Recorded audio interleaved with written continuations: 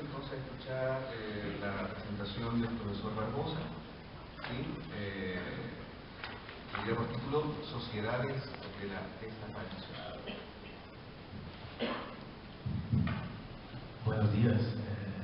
Muchas gracias al Grupo de Estudios en Gobernamentalidad por la invitación y saludos a Gardot, a la belísima conferencia, a todos presentes. Mi conferencia es las sociedades de desaparición. Inicialmente hago una lectura un tanto mainstream de los conceptos Foucaultianos y deleuzianos en torno de las disciplinas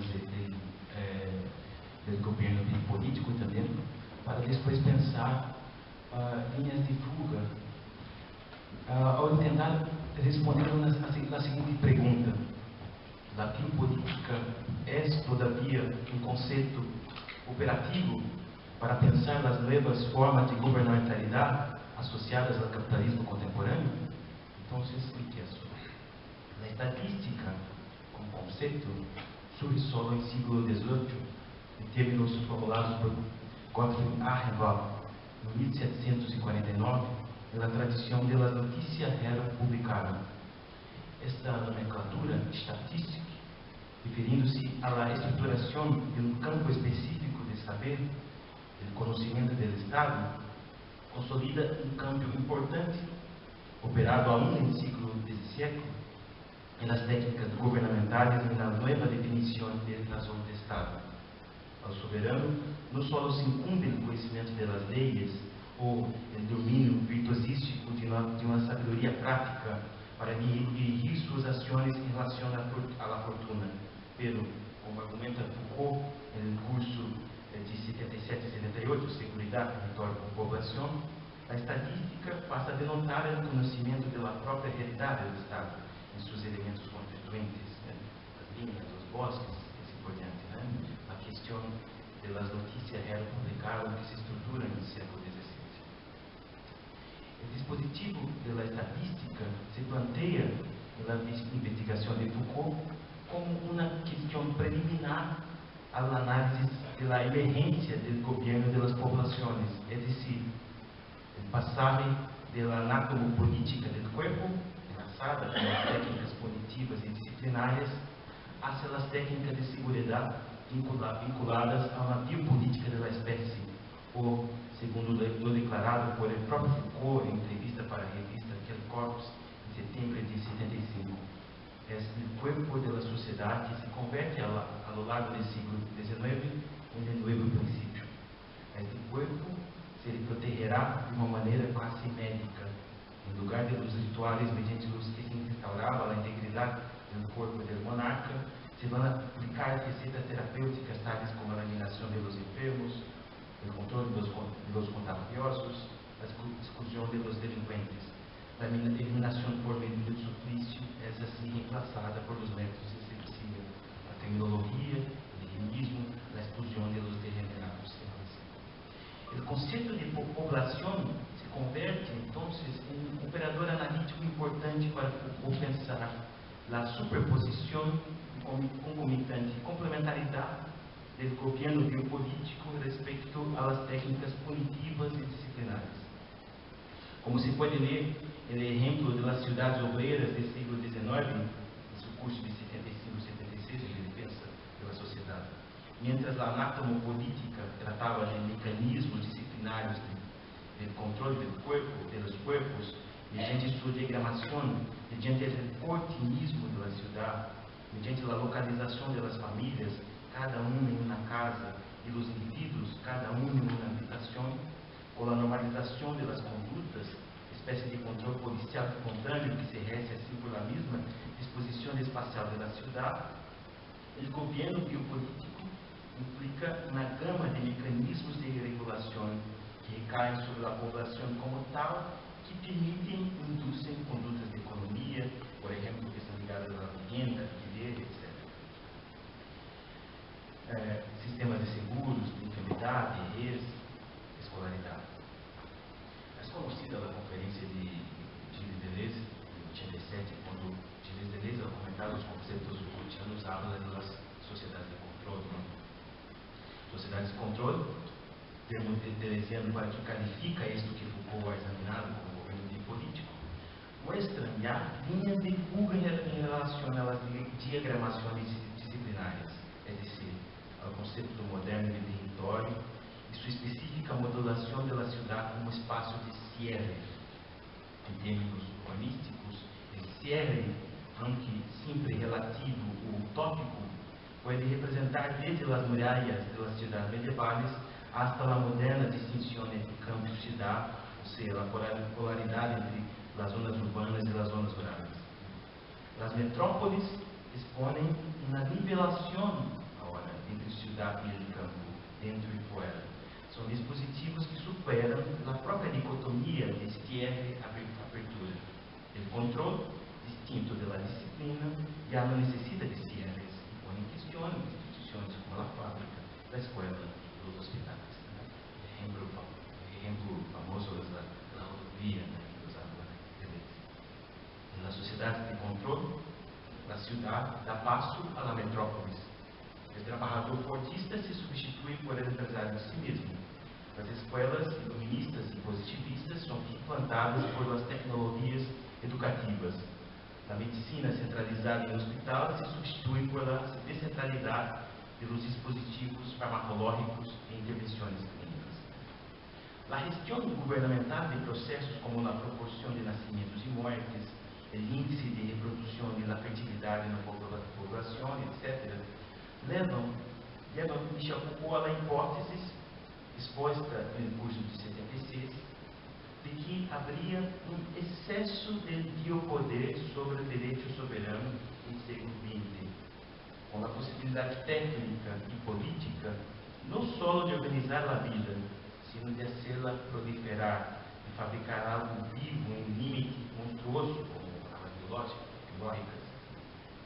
Foucault identificará como um exemplo desse excesso o dispositivo atômico, hasta o ponto de identificar uma paradoxa insoslayável na governamental biopolítica, quando pensa a particularidade das armas atômicas.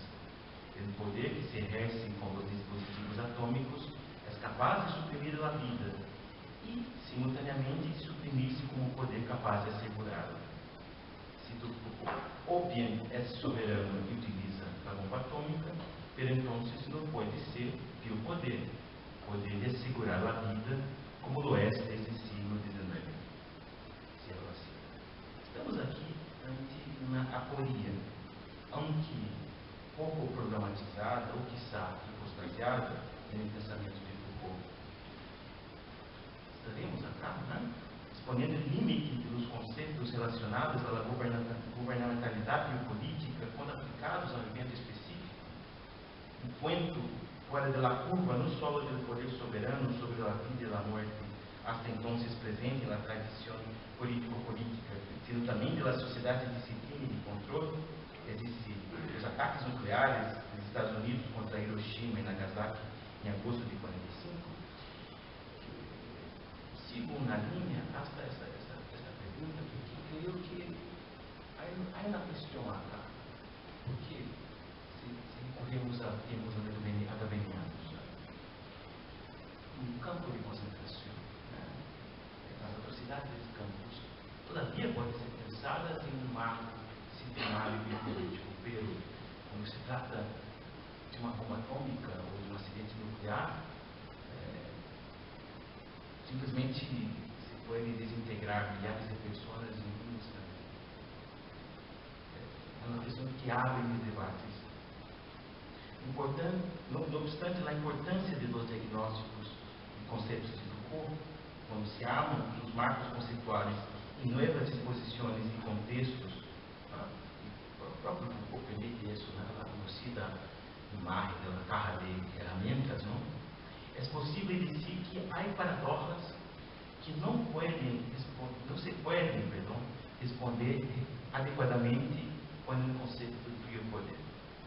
A hipótese de nossa investigação é que o conceito de governo biopolítico, independentemente de suas dimensões políticas e teóricas decisivas no pensamento contemporâneo, não só no marco dado pela investigação de Foucault em finais dos anos 70,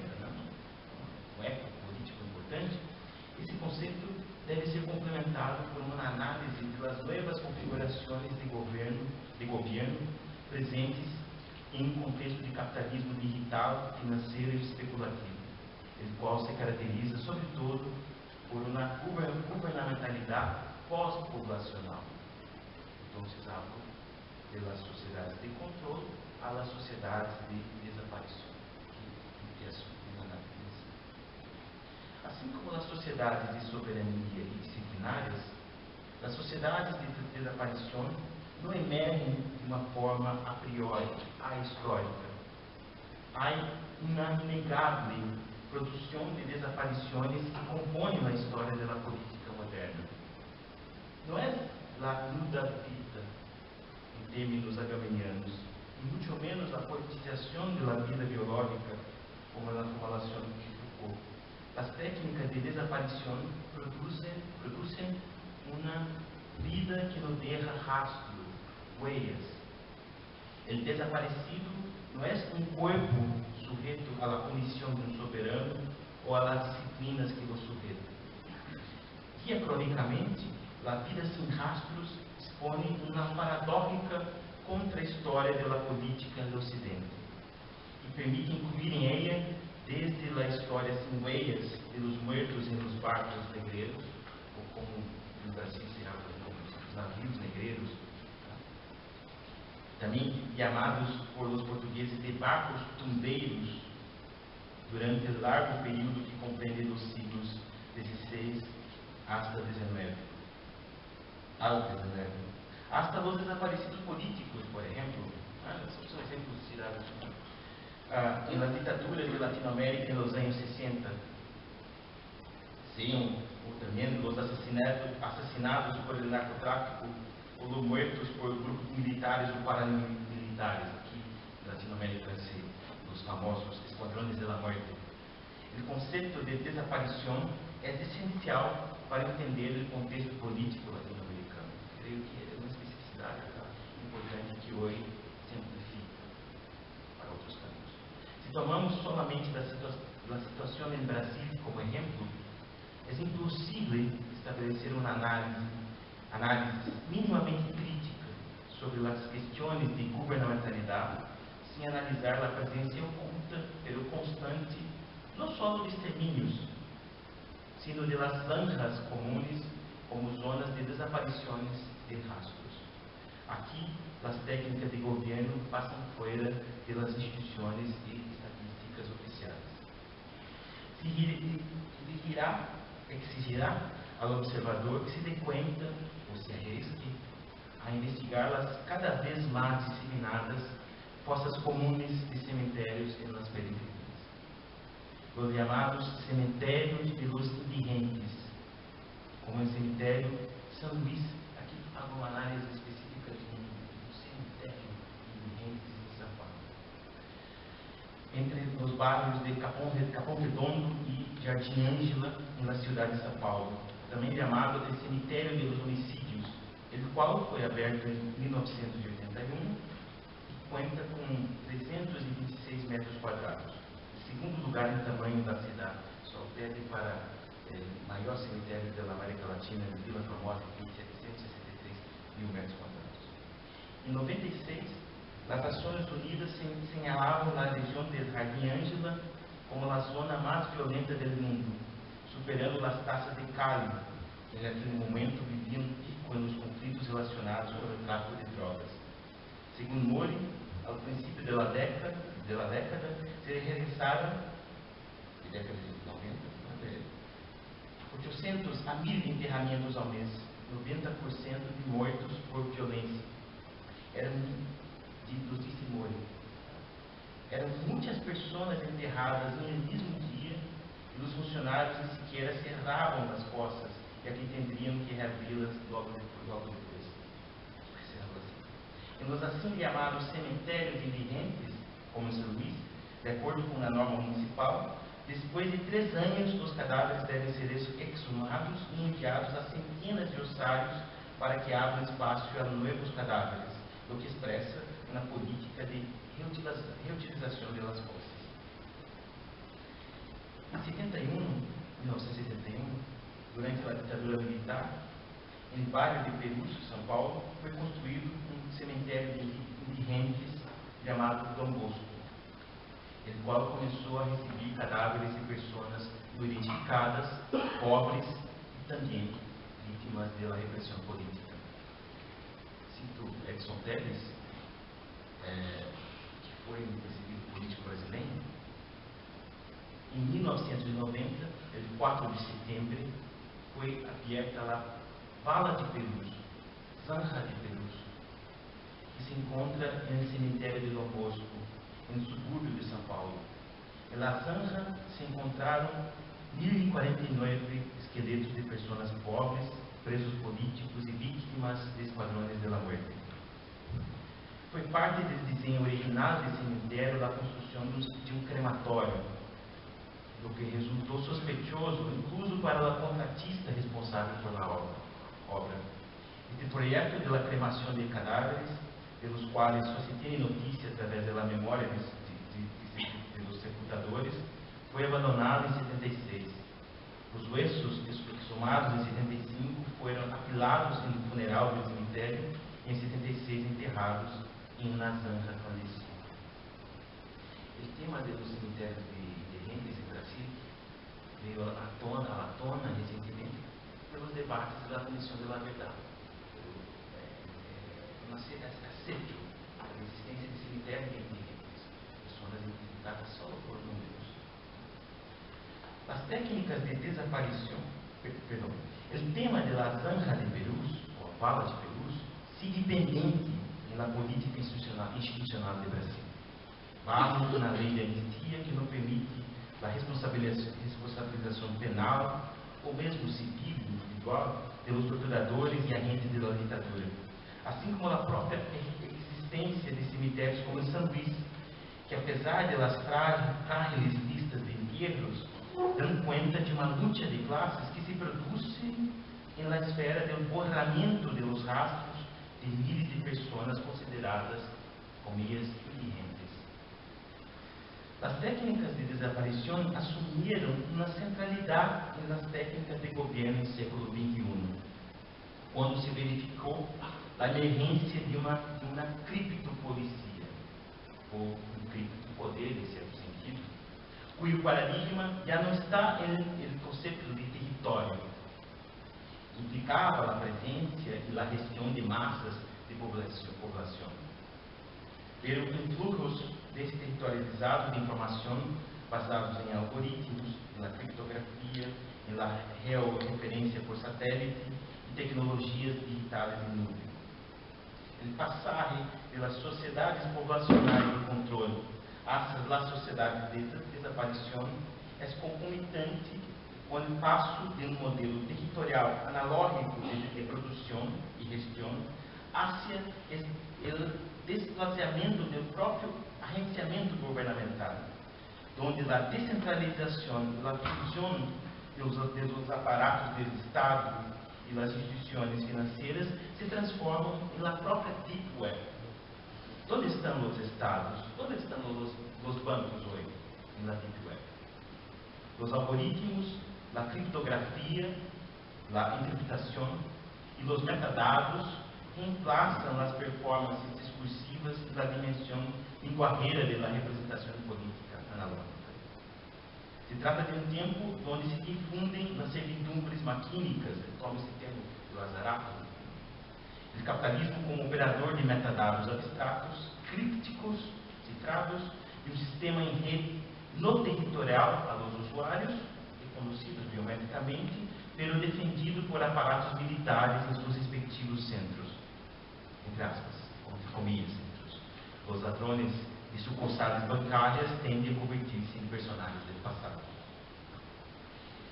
Os limites do paradigma do governo populacional já estavam implícitos em o nascimento moderno da estatística, quando, em 1885, o estadístico noruego Andres Nicolas Kier defendió el uso del muestreo y del método de representación en las encuestas estadísticas, en ocasión de una reunión del Instituto Internacional de Estatística en Berna, na Suíça. No Brasil, falamos a amostragem, muestreo, O mostreiro é uma prótese para dissimular o irrepresentável de uma população. Mas também é sintoma de um tipo de organização de massas basado em processos que tendem à previsibilidade. Sociedades basadas na precarização típicas das formas de produção pós-artistas automatizadas mostraram o fracasso do dispositivo de mostreio estadístico.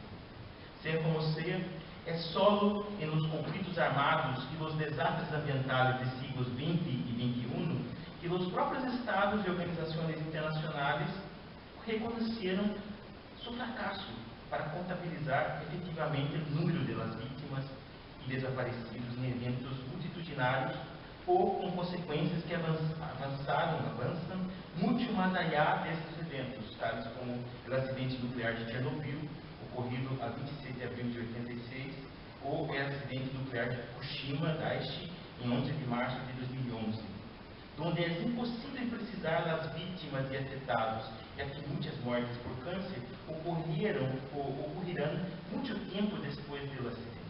É curioso como a filosofia política contemporânea não trata da questão nuclear, por exemplo, né? Ou como certos conceitos europeus, quando aplicados em Latinoamérica, não dão conta de nossa realidade, por exemplo. Penso, por isso que estudar filosofia política contemporânea nesses sítios exige muitas vezes uma ousadia. Enfim, pero continuemos. O informe anual Tendências Globais, Global Trends, do Alto Comissariado das Nações Unidas para os Refugiados, que registra o desplaziamento forçado em todo o mundo a partir de dados puramente oficiais, governos, organismos da própria ONU, mostra que um total de 65,3 milhões de pessoas foram desplaçadas por guerras e conflitos até finais de 2015. Ou seja, se espera que este número aumente drasticamente em 2016. A conclusão do informe, sintomática do paradigma da sociedade de desaparição, disse que 1 em cada 103 pessoas no mundo é refugiada. 1 a cada 103 pessoas no mundo é refugiada. Ou seja, em termos formais de latinura, solicitantes de exílio, refugiados internos ou refugiados em sentido estrito. Sem dúvida, são números muito mais baixos que as cifras realmente existentes, dado que muitos dos refugiados simplesmente morrem durante a fuga ou vivem em situações de clandestinidade.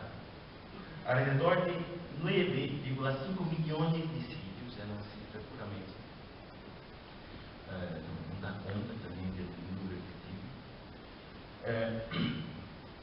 É decir, a metade da população do país ha abandonado o território desde o começo da guerra civil em março de 2011, sem considerar os refugiados internos detenidos ou mortos. A própria ONU descreveu a situação de Síria como a maior emergência humanitária de nossa era e reconheceu oficialmente a impossibilidade de contar o número de mortos e desaparecidos. É sintomático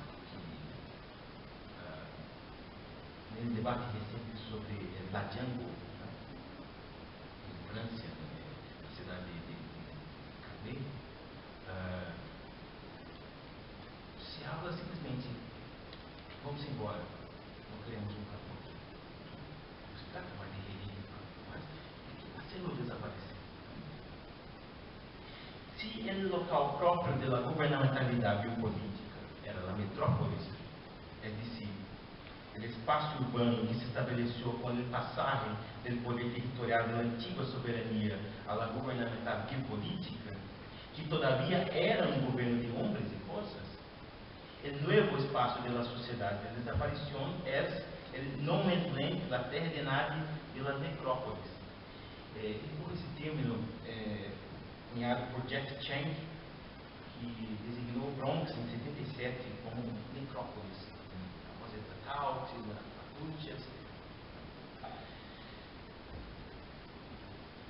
necrópolis, termo que em grego designava solo dos cemitérios, necrópolis, literalmente cidade dos muertos, ou, na Idade Média, Campos Santos, e que hoje, sem embargo, poderão designar locus específicos de atuação de poder de defesa que transforma os antigos territórios da cidade e da metrópolis em zonas de desecho e ocultamento de cadáveres.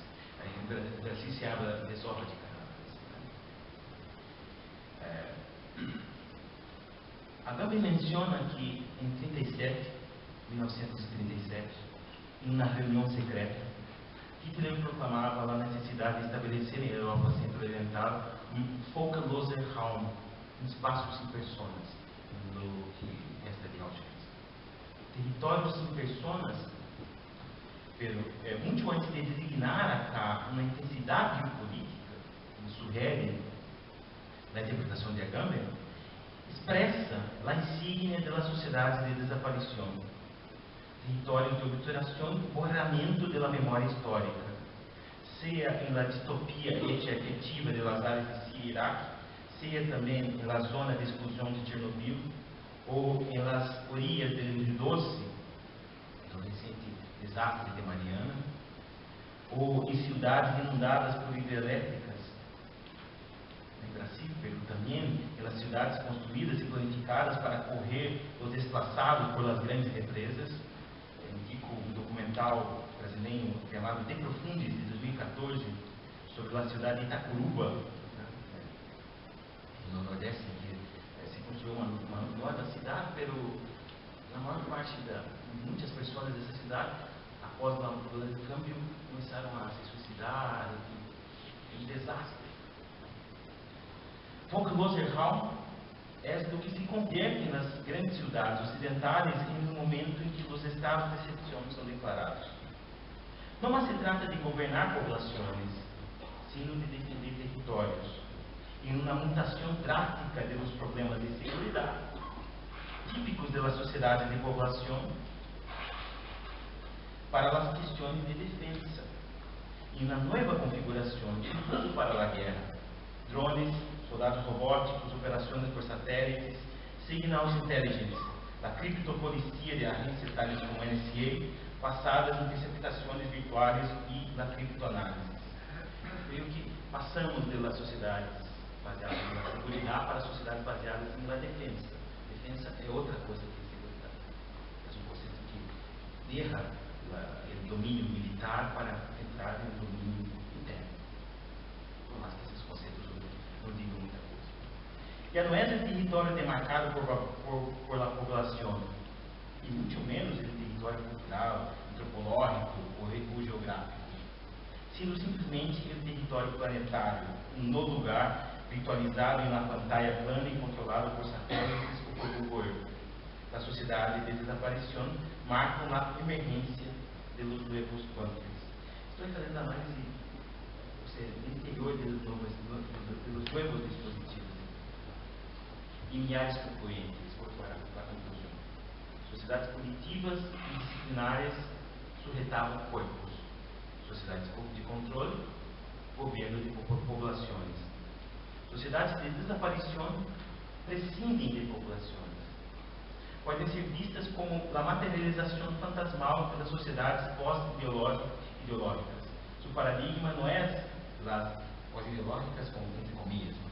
Seu paradigma não é a representação legitimada por protocolos de consenso, sino nas sociedades secretas de poder, como nas sociedades econômicas criminais.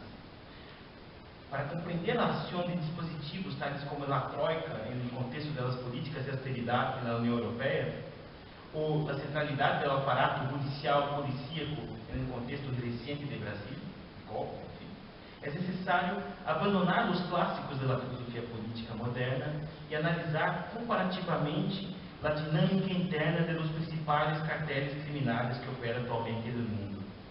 Na sociedade da desaparição, as queses do empresário de si mesmo se substitui por a psicopatia do especulador. O especulador é outra coisa aqui, do empresário de si mesmo.